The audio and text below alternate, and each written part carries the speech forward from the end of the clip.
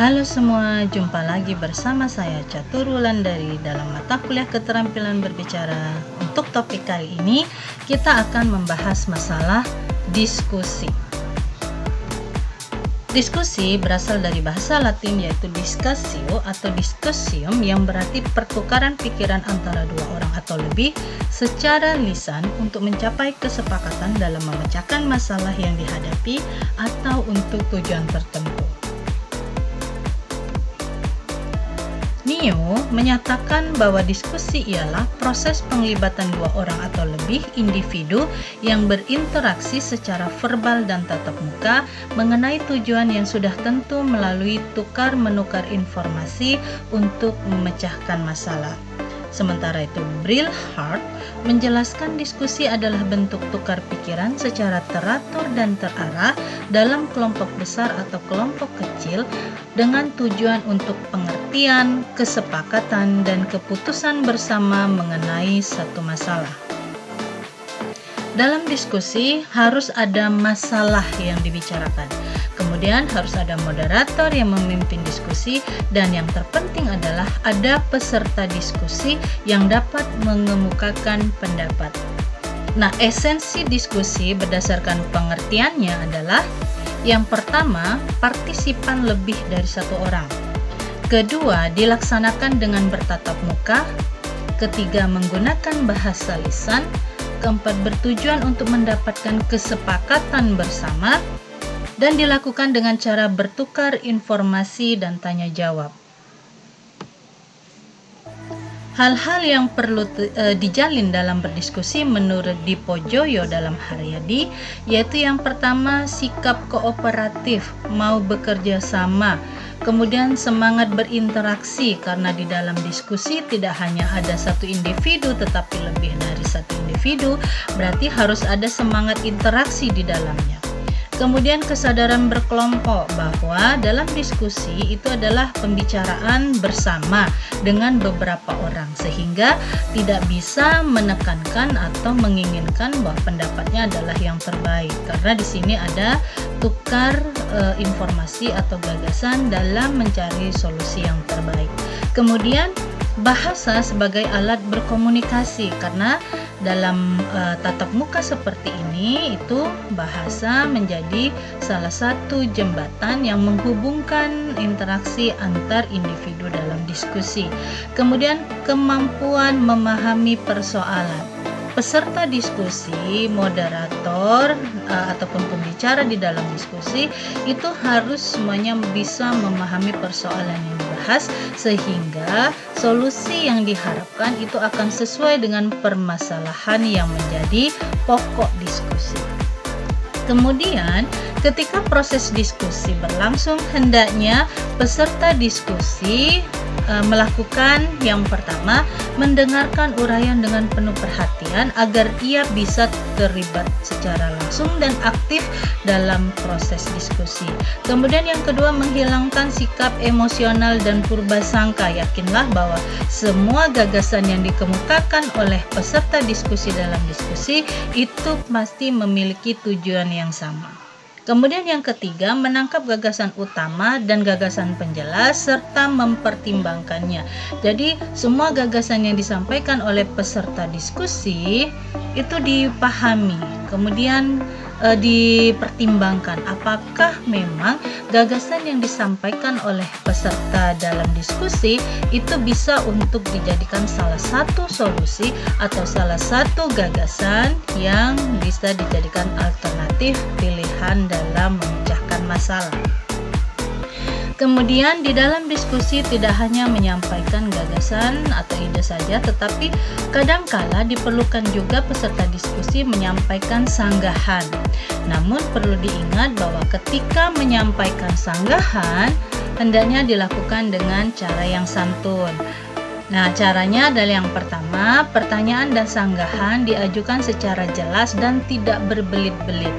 Kemudian pertanyaan dan sanggahan diajukan secara santun dan menghindari pertanyaan, permintaan, dan perintah langsung kepada peserta diskusi lainnya, apalagi kepada moderator.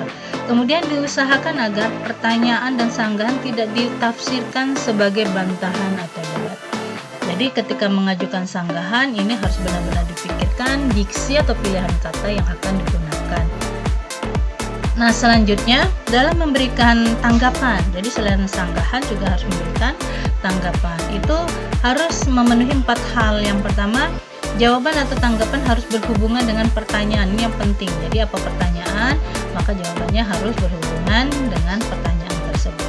Kemudian jawaban harus objektif dan memuaskan berbagai pihak. Jadi bukan hanya mementingkan atau mengutamakan pihak tertentu. Selanjutnya, prasangka dan emosi harus dihindarkan. Jadi ketika diskusi itu tidak boleh ada emosi yang terlibat. Jadi tidak boleh marah ketika gagasan atau idenya ditolak. Karena di dalam diskusi itu adalah memilih tanggapan ataupun ide atau gagasan yang terbaik daripada gagasan-gagasan yang ada. Kemudian bersikap jujur dan terus terang apabila tidak bisa menjawab. Jadi kalau memang tidak bisa menjawab, ya sampaikan bahwa memang tidak bisa memberikan jawaban, mungkin tidak sesuai dengan topik atau tema, atau memang tidak sesuai dengan bidang yang dikuasai oleh orang yang ditanya. Nah, kemudian ada beberapa manfaat diskusi. Yang pertama, tercipta saling menghargai, karena ketika ada orang yang menyampaikan gagasan atau idenya, maka peserta diskusi lain harus bisa menghargai apa yang disampaikan oleh peserta yang menyampaikan gagasan. Kemudian menanamkan sikap ilmiah dan jiwa demokratis. Sikap ilmiah ini dalam memberikan solusi tentu harus dipertimbangkan ide dan gagasan yang ilmiah, artinya bisa dibuktikan dan memang bisa dilaksanakan sebagai solusi. Dan jiwa demokratis ini artinya itu tadi ada penghargaan, ada musyawarah, ada kesepakatan yang diakui secara bersama. Kemudian melatih kemampuan berbicara. Nah, dalam diskusi ini juga kemampuan berbicara seseorang akan dilatih. Bagaimana cara memberikan tanggapan yang baik, bagaimana cara memberikan sanggahan yang baik, dan bagaimana cara menyampaikan gagasan yang baik. Itu akan bisa dilatih pada saat proses melaksanakan diskusi. Nah, selanjutnya ada bentuk-bentuk diskusi. Yang pertama ada diskusi kelompok, yang kedua diskusi panel, ketiga diskusi lokakarya, keempat seminar, kelima simposium, 6 sumbang saran, 7 konferensi, 8 rapat kerja, 9 kongres, dan 10 sarasehan. Nah, dalam melaksanakan diskusi ada 5 langkah diskusi yang logis yang harus diperhatikan oleh penyelenggara diskusi khususnya. Yang pertama, menentukan tempat dan mendefinisikan masalah. Jadi tempat dibuat sesuai dengan kapasitas jumlah peserta diskusi. Kemudian masalah yang akan dibahas itu sudah dirumuskan. Selanjutnya, menjelajah masalah. Jadi di dalam proses diskusi itu harus ada proses menjelajah masalah dari berbagai segi ataupun aspek. Kemudian menyelidiki penyelesaian yang disarankan. Jadi dari berbagai ide atau gagasan yang disampaikan oleh para peserta diskusi itu harus menyelidiki atau menentukan manakah dari tanggapan atau ide atau gagasan peserta diskusi yang bisa dijadikan penyelesaian yang terbaik. Kemudian memilih solusi yang terbaik dan mendengarkan penerimaan solusi terbaik. Jadi setelah menentukan ada satu solusi yang sudah dipilih, itu kemudian disampaikan kembali kepada peserta diskusi untuk menerima tanggapan balik yang diberikan oleh peserta diskusi terhadap solusi yang telah dipilih. Nah, kemudian ada unsur-unsur diskusi dalam melaksanakan diskusi. Yang pertama adalah pemimpin diskusi atau moderator. Kemudian yang kedua narasumber, ketiga sekretaris atau notulis, keempat peserta, dan kelima materi. Nah, Kelima unsur ini harus ada di dalam diskusi. Tapi ada juga diskusi yang tidak menghadirkan narasumber karena ingin mencari kesepakatan dari peserta diskusi. Jadi untuk narasumber itu akan tergantung pada bentuk atau jenis diskusi yang dilaksanakan. Apakah memang harus diperlukan adanya narasumber atau tidak. Jadi narasumber ini bisa ada bisa tidak tergantung dari bentuk atau jenis diskusi yang dilakukan. Jadi tidak harus ada narasumber dalam sebuah diskusi. Nah, kemudian yang harus diketahui juga adalah tugas pemimpin diskusi atau moderator. Yang pertama, membuka diskusi. Kedua, menyampaikan masalah yang akan didiskusikan. Kemudian menyampaikan tata tertib diskusi yang harus dipahami dan ditaati oleh seluruh peserta diskusi. Keempat, memberi kesempatan kepada narasumber atau pembicara untuk berpartisipasi. Kelima, merangsang diskusi apabila ketinggalan dan mengarahkannya di sepanjang jalannya untuk mencapai tujuan. Karena kadang memang diskusi itu akan keluar dari topik apabila dibiarkan, karena gagasan ataupun ide yang disampaikan yang misalnya tidak sesuai dengan topik itu akan menggiring peserta diskusi untuk mendiskusikan hal-hal yang tidak diperlukan dalam pemecahan masalah. Selanjutnya, tugas narasumber menyiapkan dan menguraikan bahan atau materi yang akan didiskusikan, kemudian menyampaikan materi yang telah disiapkan, serta menjawab tanggapan-tanggapan para peserta mengenai materi diskusi. Biasanya, kalau diskusi yang mendatangkan narasumber ini adalah diskusi yang bertujuan untuk menambah pengetahuan atau bisa juga untuk memberikan solusi terhadap permasalahan yang dihadapi oleh peserta diskusi dari berbagai bidang, atau memang profesinya sama atau satu bidang dengan peserta diskusi. Selanjutnya, tugas sekretaris atau notulis adalah mencatat tanya jawab peserta yang terjadi selama diskusi, kemudian mencatat hal-hal khusus yang terjadi selama diskusi, membuat catatan dan kesimpulan sementara, dan membuat laporan diskusi secara lengkap setelah diskusi berakhir. Mengapa not tulis ini penting dalam proses diskusi? Karena hasil diskusi itu harus diarsipkan. Apabila yang menjadi solusi pada hari ini tidak bisa dilaksanakan, maka ini menjadi agenda diskusi selanjutnya untuk membahas apakah ada alternatif lain yang bisa dipilih, karena alternatif solusi yang sudah ditentukan pada diskusi yang sebelumnya itu misalnya tidak bisa diterapkan secara maksimal. Nah, kemudian peran peserta diskusi. Yang pertama, dia harus bisa berinteraksi dengan peserta lain, karena dalam diskusi itu ada proses interaksi. Kemudian yang kedua, menjadi pendengar yang baik dan harus bisa menghormati orang lain. Yang ketiga, bertoleransi terhadap pendapat orang lain yang sedang berusaha menemukan kesepakatan. Karena dalam diskusi itu yang harus ada adalah masalah, maka ketika orang memberikan ide atau gagasan, hormatilah ide atau gagasan dari orang lain, karena memang dia sedang menyampaikan ide. Siapa tahu idenya itu menjadi solusi terbaik dari masalah yang dihadapi. Kemudian mempelajari topik atau masalah diskusi sehingga bisa terlibat langsung dalam diskusi, bukan hanya sebagai penonton. Peserta diskusi diharapkan hadir itu untuk memberikan atau membantu memberikan gagasan atau ide yang siapa tahu diantaranya adalah ide yang terbaik. Kemudian mengajukan pertanyaan, pendapat, sanggahan, dan usulan. Ini peran penting dari peserta diskusi yang sebaiknya bisa dimanfaatkan dengan baik oleh peserta diskusi. Kemudian menunjukkan solidaritas dan partisipasi.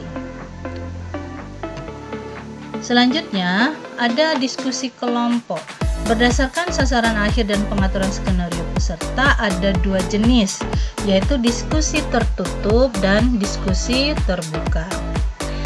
Ciri diskusi tertutup yaitu ditujukan untuk menghasilkan atau berakhir dengan sebuah kesimpulan atau kesepakatan.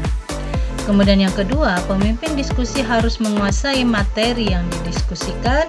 Dan ketiga, pemimpin diskusi berperan mengarahkan, menetapkan judul, waktu diskusi, pembicaraan, dan lalu lintas atau jalannya pembicaraan dalam diskusi. Jadi semuanya kalau dalam diskusi tertutup itu berpusat pada pemimpin diskusi. Nah, kemudian ada ciri diskusi terbuka, yaitu tidak berakhir dengan kesepakatan karena lebih bersifat memperluas dan menggali pengetahuan peserta tentang topik yang dibahas. Kedua, dipilih topik itu secara demokratis. Kemudian pemimpin diskusi lebih berperan dalam mengatur lalu lintas dan aturan pembicaraan serta waktu dan menjamin bahwa semua peserta berpartisipasi aktif. Nah, di dalam diskusi terbuka ini narasumber itu sangat penting dihadirkan. Selanjutnya diskusi panel. Diskusi panel adalah forum pertukaran pikiran yang dilakukan oleh sekelompok ahli, bisa terdiri dari 3-6 orang di hadapan sekelompok hadirin mengenai suatu masalah tertentu yang telah dipersiapkan sebelumnya. Kemudian, langkah-langkah pelaksanaan diskusi panel. Yang pertama, pendahuluan, moderator membuka diskusi, kemudian mengumumkan topik diskusi dan arah serta tujuan yang ingin dicapai, memperkenalkan para peserta dan membacakan tata tertib diskusi. Yang kedua, penyampaian gagasan. Panelis secara bergilir menyampaikan gagasan, pendapat, atau pengalaman sesuai dengan waktu yang telah diberikan. Selanjutnya, yang ketiga, diskusi bebas. Setelah semua panelis menyelesaikan pembicaraan, moderator mengatur jalannya diskusi antar panelis. Para panelis akan saling bertanya, menjawab, dan menanggapi. Dan keempat, partisipasi pendengar. Nah, moderator mempersilahkan pendengar untuk menanggapi atau bertanya kepada panelis. Kelima, mengendalikan diskusi dan menjaga agar tidak keluar dari batas.